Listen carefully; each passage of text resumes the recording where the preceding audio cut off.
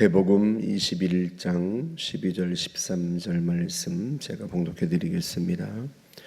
예수께서 성전에 들어가서 성전 안에서 매매하는 모든 사람들을 내쫓으시며 돈 바꾸는 사람들의 상과 비둘기 파는 사람들의 의자를 둘러 엎으시고 그들에게 이르시되 기록된 바 내 집은 기도하는 집이라 일컬음을 받으리라 하였거늘 너희는 강도의 소굴을 만드는도다 하시니라.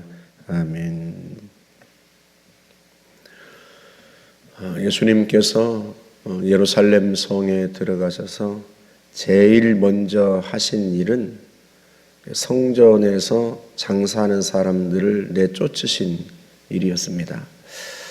아마 예수님의 공생의 기간 동안에 예수님께서 이렇게 격하게 행동하신 적이 있었나 생각해 보면 사실은 이때 이외에는 예수님께서 이렇게 격하게 행동하신 적이 없는 것 같아요. 그만큼 예루살렘 성전에서 이루어지고 있는 일들이 예수님을 분노하게 했다, 이런 뜻입니다.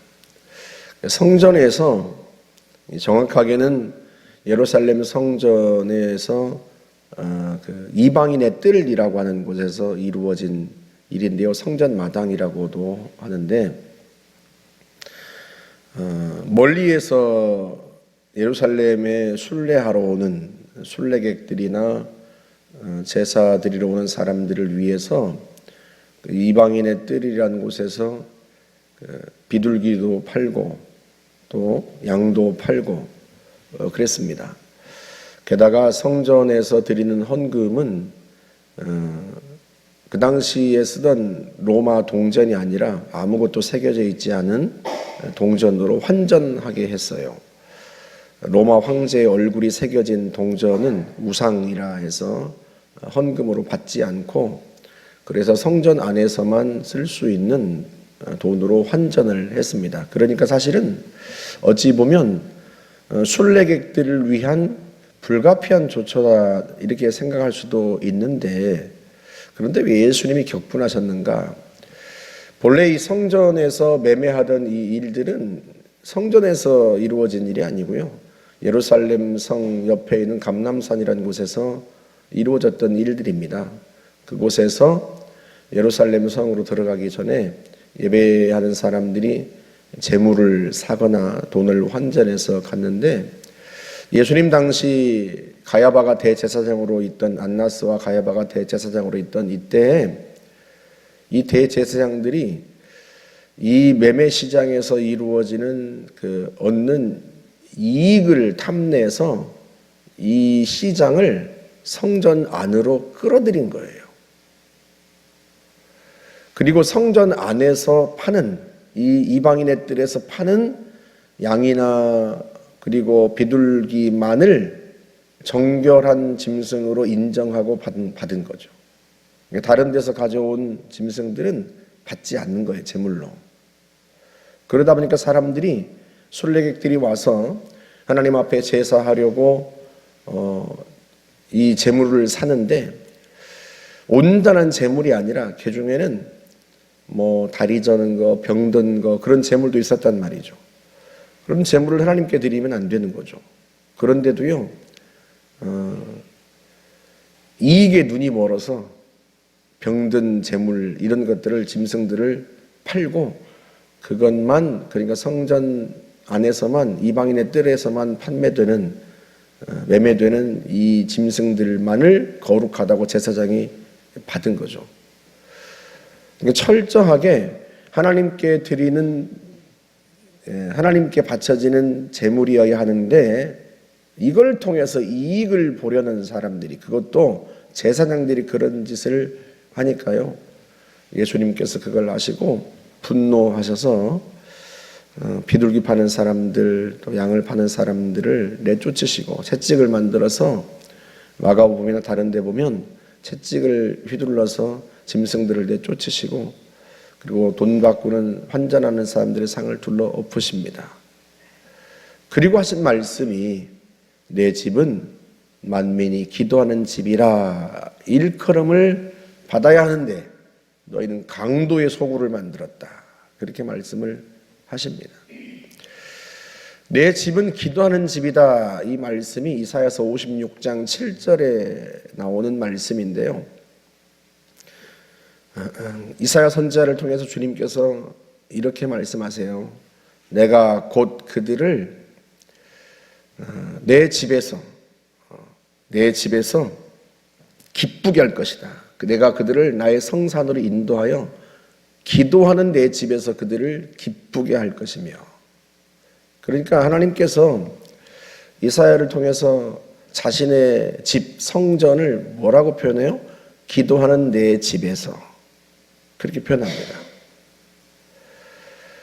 그들이 드리는 번제와 희생을 나의 제단에서 기꺼이 받으리니 이는 내 집은 만민이 기도하는 집이라 일컬음이 될 것임이라.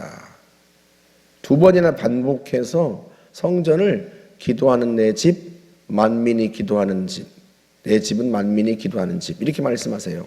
그런데 이때 주님께서 그들을 하고 말씀하시는, 내가 곧 그들을 나의 성산에서 기쁘게, 나의 성산에서 내가 그들을 받는다 말씀하실 때 이 그들은 누군가 하면 그 앞절에서 나의 언약을 지키는 이방인마다 이렇게 말씀하세요. 그러니까 성전은 이방인들조차도 성전에 나와서 그곳에서 기도할 수 있도록 하나님께서 하신 곳이에요. 예루살렘 성전은 근본적으로 이방인들은 들어올 수 없는 곳입니다. 그저 마당만 밟을 수 있을 뿐이에요. 그럼에도 불구하고 이사야 당시는 훨씬 더하죠. 아주 엄격했으니까요.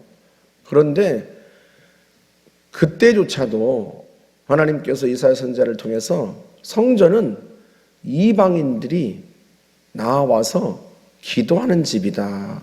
그렇게 말씀을 하신 거예요. 만민이 기도하는 집이다, 내 집은. 하나님 앞에 나와서 하나님 앞에 기도하면 내가 그들을 기쁘게 할 것이다. 하나님께서 응답하시고 들으신다는 거예요. 그들의 마음을 기쁘게 한다는 거죠.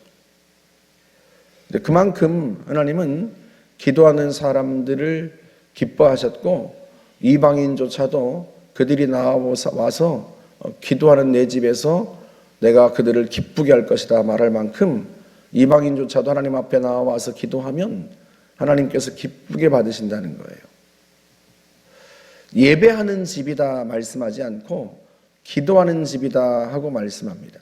하나님과 하나님의 백성들이 교제하는 곳, 하나님께 부르짖고 하나님은 응답하시는 곳, 그게 성전이에요.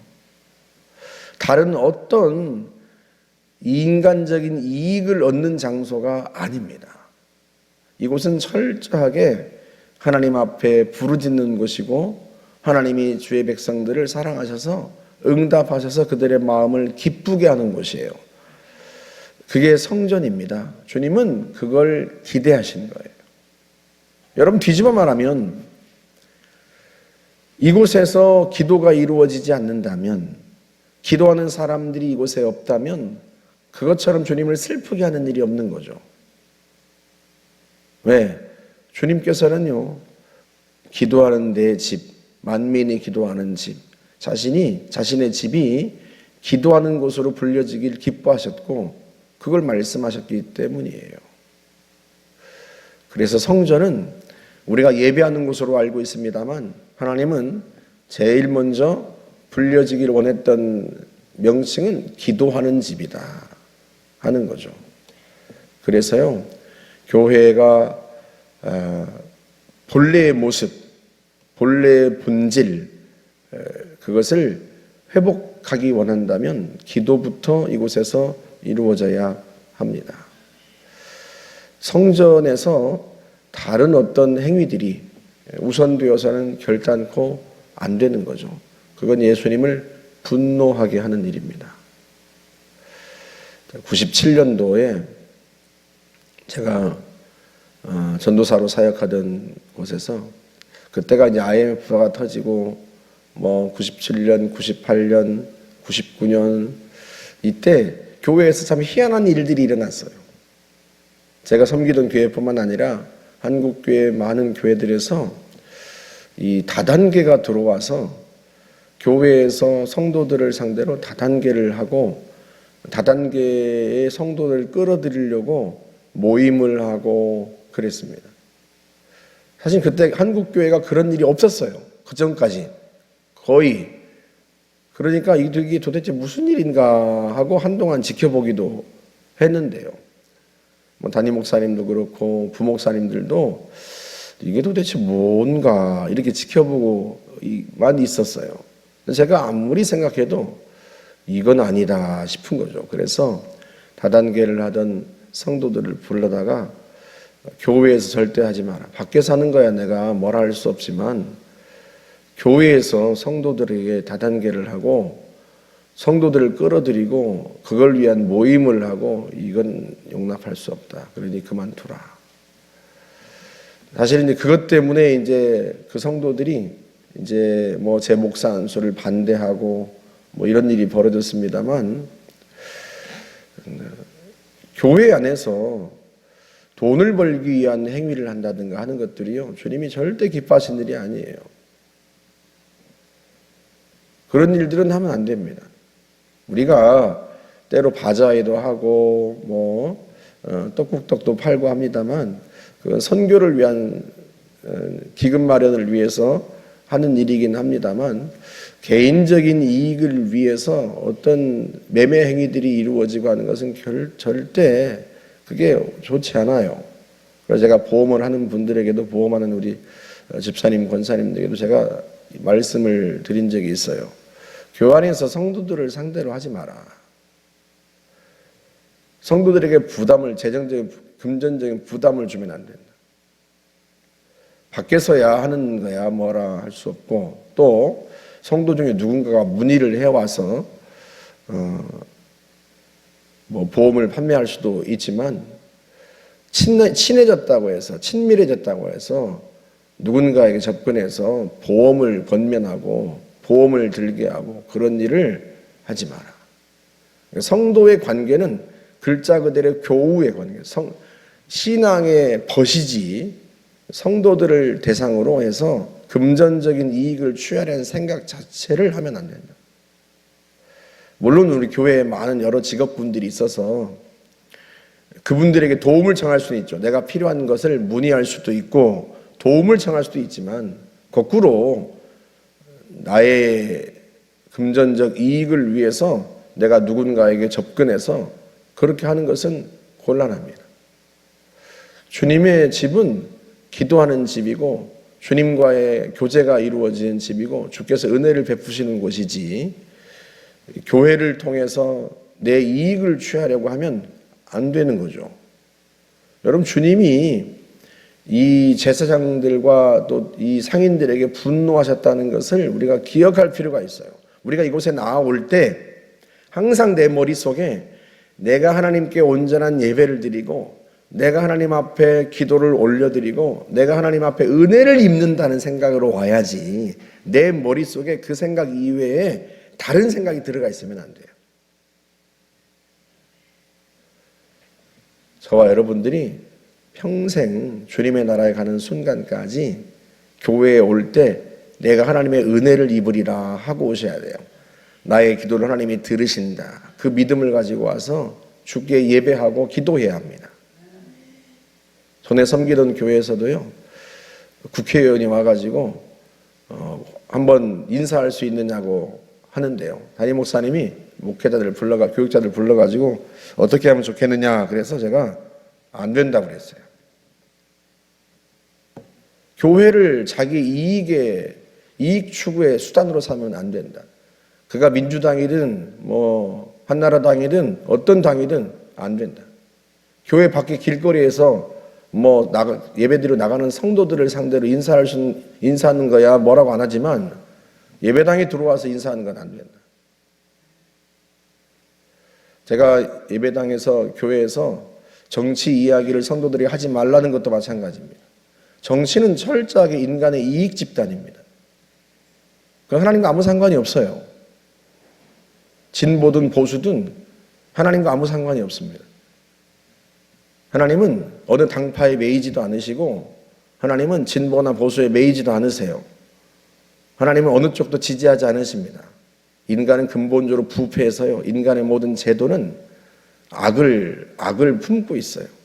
인간의 이익을, 자기의 욕심을 품고 있어요. 그게 아무리 선하다 한들 불완전하고요. 온전하지 않습니다. 성도들이 어느 당을 지지하고 하는 거야, 그거야 개인적인 사항이지만 교회에서 그런 일을 어느 당을 지지해라 이런 일을 해서는 안 됩니다. 우리는 예수당이지 민주당도 아니고 국민의힘당도 아니에요. 그래서 인간적인 이익이나 개인의 어떤 이익을 추구하는 일들이 교회에서는 절대 이루어져서는 안 됩니다. 그건 주님을 분노하게 하시는 일이에요. 우리는 영혼을 구원해서 그 영혼이 하나님 앞에 근본적으로 새롭게 되기를 기대하고 그 일을 하는 것이지 어떤 인간의 이익 집단의 편에 서는 일을 해서는 안 됩니다. 도봉동에 있을 때요, 어르신 두 분이 예배당 앞에서 주일날 서로 싸우셔가지고 자기 당, 자기가 지지하는 당, 본인들이 지지한 당 얘기하다가 싸우셔가지고 제가 두 번 다시 교회 앞에서 그런 얘기 하지 마시라 이야기했습니다. 예배 드리러 와서 하나님 앞에 예배해야 되는데 본인이 선호하는 당 얘기하다가 서로 다투시면 주님 얼마나 슬퍼하시겠어요. 그러면 안 됩니다. 교회는 만민이 예배하는 곳이다. 만민이 기도하는 곳. 주님이 그들의 마음을, 기도하는 그들을 기쁘게 하십니다. 기쁘게 하세요. 주님께 은혜 받을 것만 생각하고 주님을 기쁘시게 할 것만 생각해야지 사람을 기쁘게 하는 곳이 아닙니다. 저와 여러분들이 주님께서 예루살렘 성전을 들어가셔서 상을 둘러보시고 분노하셨다는 사실을 기억하고 주님이 이때처럼 분노하신 적이 없다 잊지 말고 나는 언제나 주님을 기쁘시게 하는 사람들이라 그렇게 하여 주 앞에 나와 늘 기도에 힘쓰시기를 주의 이름으로 부탁드립니다. 함께 기도하겠습니다. 하나님 감사합니다. 주의 집은 만민이 기도하는 집이라 하셨사오니 우리가 늘 이곳에 나와 하나님 앞에 부르짖고 기도하며 주님께서 우리의 마음을 기쁘게 하시고 우리를 새롭게 하시는 은총을 늘 힘입게 하여 주옵소서. 하나님 아버지, 우리에게 은혜 베푸시니 감사합니다. 언제나 하늘의 문이 활짝 열려 있고 이곳에 주의 은혜가 부어지게 하여 주옵소서. 예수님의 이름으로 기도하옵나이다. 아멘.